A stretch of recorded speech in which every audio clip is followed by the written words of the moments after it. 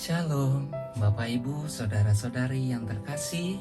Damai sejahtera buat kita semua dimanapun kita berada. Nah, hari ini hari Senin tanggal 31 Januari tahun 2022. Seperti biasanya setiap harinya kita merayakan hari Santo dan Santa. Nah, di hari ini kita merayakan ada satu Santa dan satu Santo. Yang pertama Santa Marcella, yang kedua Santo Yohanes Bosco. Nah, di sini saya akan menceritakan bagaimana perjalanan singkat tentang Yohanes Bosco. Beginilah ceritanya. Dengarkan ya Bapak Ibu Saudara-saudari yang terkasih. Santo Yohanes Bosco atau Don Bosco adalah salah seorang santo terbesar pada zaman modern ini. Dilahirkan di sebuah desa wilayah Piemonte pada tahun 1815. Ketika berumur 2 tahun, ayahnya, seorang petani yang sederhana, meninggal dunia. Dia pun dibesarkan oleh ibunya, Margareta, seorang anggota Ordo ketiga yang suci hidupnya. Tidak diragukan lagi, berkat contoh dan pengaruh ibu inilah bahwa Yohanes juga menggabungkan diri dalam Ordo ketiga Santo Fransiskus. Bahkan sebagai seorang anak yang masih muda, Yohanes sudah menemukan bahwa menjadi panggilan hidupnya lah untuk membantu anak-anak yang miskin, dan dia pun mulai mengajarkan katekismus kepada anak-anak sekampungnya dan membawa mereka ke gereja. Dia berhasil mengumpulkan mereka itu dengan peragaan-peragaan akrobatik dan kiat-kiat yang mencengangkan. Pada umur 16 tahun dia masuk seminari di Chieri. Pada waktu itu dia begitu miskin sehingga Bapak Wali Kota menyumbangkan sebuah topi, pastor paroki memberinya sebuah mantel, seorang umat paroki sebuah jubah, dan seorang yang lain sepasang sepatu. Setelah ditafsirkan menjadi diakon, dia meneruskan ke seminari di Turino, dan di sana dengan persetujuan atasannya, mulailah dia pada hari Minggu mengumpulkan anak-anak miskin dan terlantar di kota itu. Tak lama sesudah pembaptisan imamatnya yang terjadi pada bulan Juni tahun 1841, dia mendirikan apa yang dia sebut Oratorium Sukacita, semacam sekolah minggu dan menjadi pusat rekreasi bagi anak laki-laki di Turino. Ibunya datang sebagai pemelihara rumah dan ibu dari oratorium itu. Sesudah itu didirikan lagi 2 buah oratorium di kota yang sama. Ketika Ibu Romo Yohanes Bosco meninggal dunia pada tahun 1856, Oratorium itu menampung 150 anak laki-laki dan terdapat 4 kelas berbahasa Latin dan 4 bengkel. 1 diantaranya dipergunakan sebagai percetakan. 10 orang imam muda membantu Romo Yohanes dalam karyanya ini. Romo Yohanes juga banyak sekali diminta untuk berkhotbah dan dia menghabiskan separuh dari hari malamnya untuk menuliskan buku-buku populer supaya tersedia buku bacaan yang baik. Bapak pengakuan dan pembimbing rohani Romo Yohanes adalah seorang imam kudus. Anggota Ordo ketiga Joseph Cavasso dan Romo Yohanes juga terkenal dengan kekudusannya. Mujizat-mujizat kebanyakan berupa penyembuhan terjadi berkat perantaranya. Dengan kelembutan pengantaraannya, simpati dan kemampuannya yang menakjubkan untuk membaca pikiran-pikiran anak-anaknya, dia menanamkan pengaruh yang mendalam, dan pada mereka itu dia pun mampu membimbing mereka dengan ketekunan yang mencolok, penuh pengampunan dan tanpa perlu menghukum. Hal ini sesuatu yang tidak bisa dipahami oleh para pendidik waktu itu. Pada tahun 1854, Romo Yohanes mendirikan Ordo Salesian. Dinamakan demikian untuk menghormati Santo Fransiskus dari Sales. Para anggotanya mengkhususkan diri dalam bidang pendidikan anak laki-laki miskin. Ordo yang baru itu berkembang dengan pesat. Selama hidupnya, Romo Yohanes dapat menyaksikan 38 rumah yang didirikan di dunia lama dan 26 rumah yang didirikan di dunia baru. Sekarang ordo itu merupakan salah sebuah ordo pria yang terbesar di dalam gereja Katolik. Romo Yohanes juga mendirikan sebuah kongregasi untuk para suster yang dinamakan para putri Bunda Maria Penolong. Dia pun mengorganisir banyak pendukung luar dalam perkumpulan kooperator Salesian yang berjanji untuk membantu dengan salah satu cara karya-karya pendidikan para Salesian. Pada tahun 1930 mereka itu berjumlah 800.000 orang.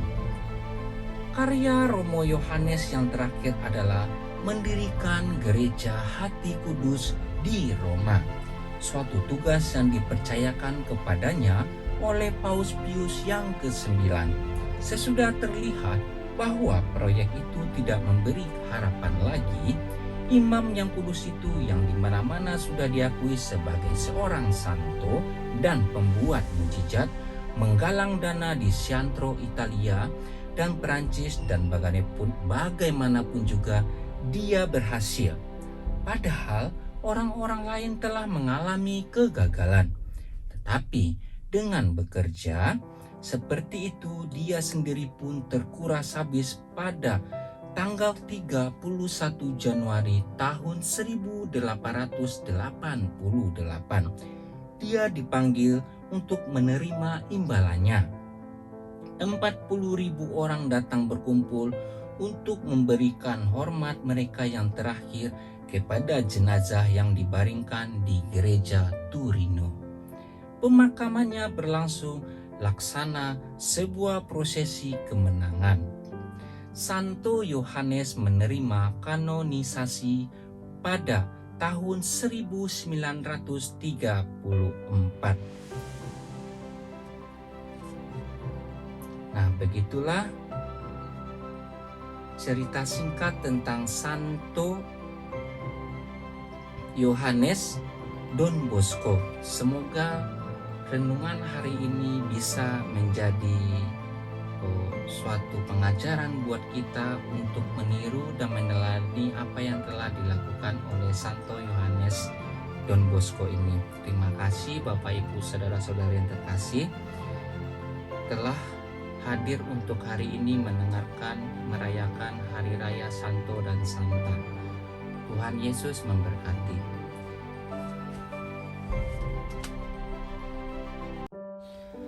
Hari ini hari Senin, tanggal 31 Januari tahun 2022. Bacaan pertama diambil dari 2 Samuel 15 ayat 13 sampai 14 dan ayat 30, dan 2 Samuel 16 ayat 5 sampai 13a. Lalu datanglah seseorang mengabarkan kepada Daud, katanya, hati orang Israel telah condong kepada Absalom. Kemudian berbicaralah Daud kepada semua pegawainya yang ada bersama-sama dengan dia di Yerusalem.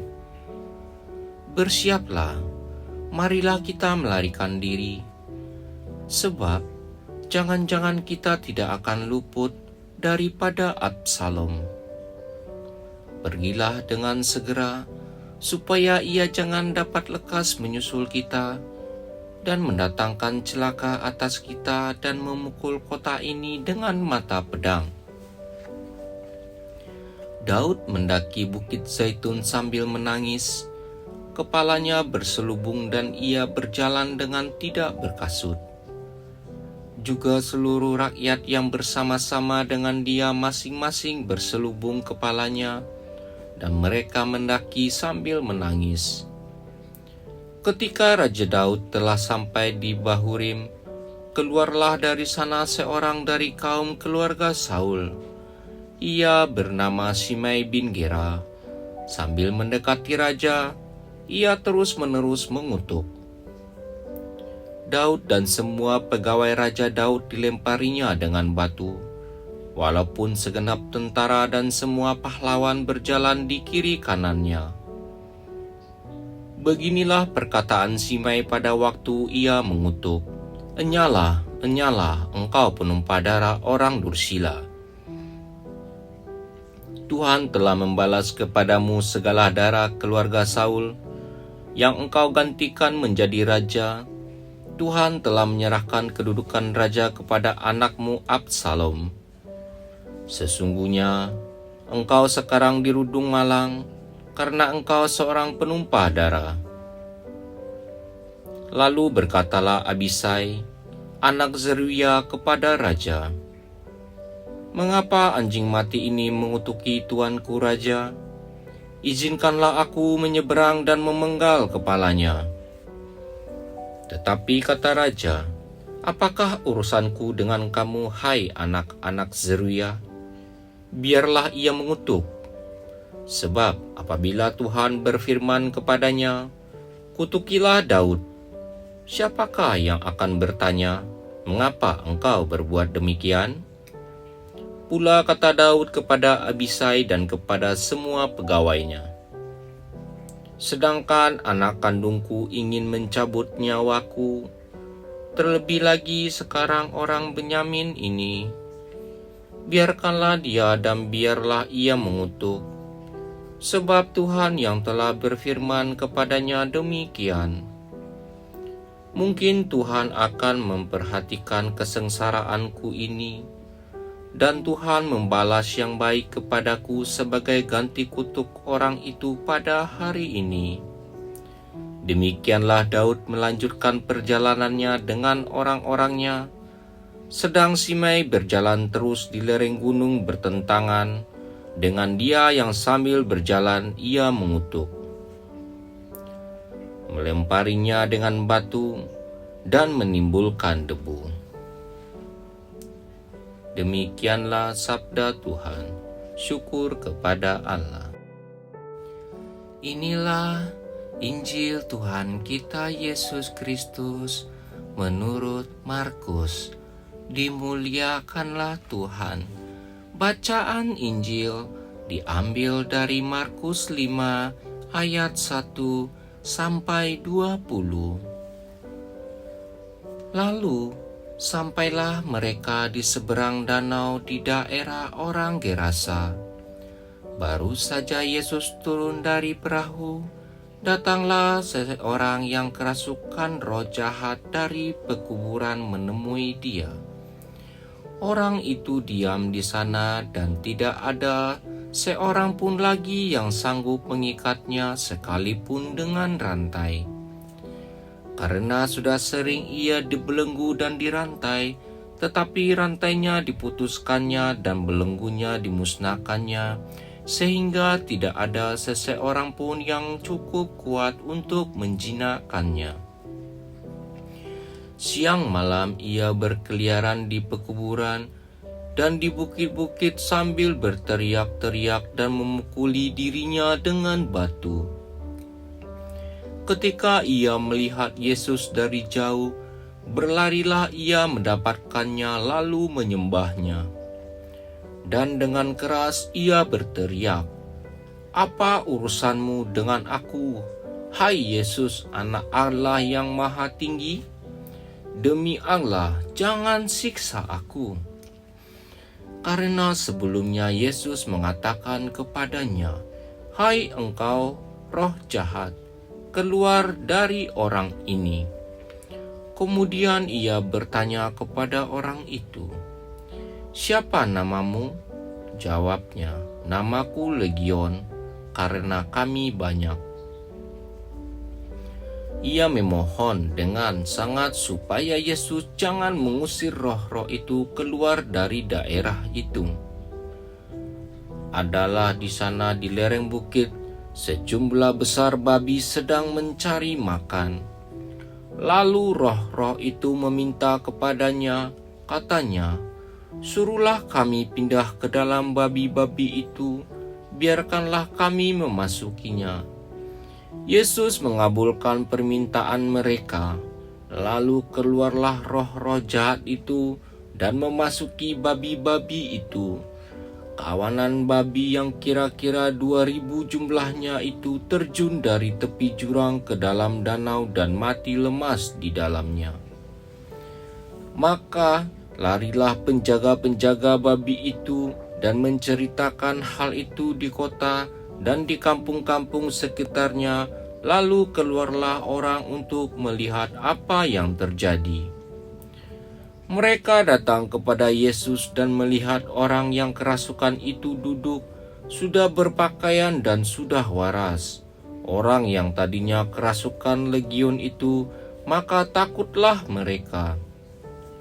Orang-orang yang telah melihat sendiri hal itu menceritakan kepada mereka tentang apa yang telah terjadi atas orang yang kerasukan setan itu dan tentang babi-babi itu. Lalu mereka mendesak Yesus supaya ia meninggalkan daerah mereka.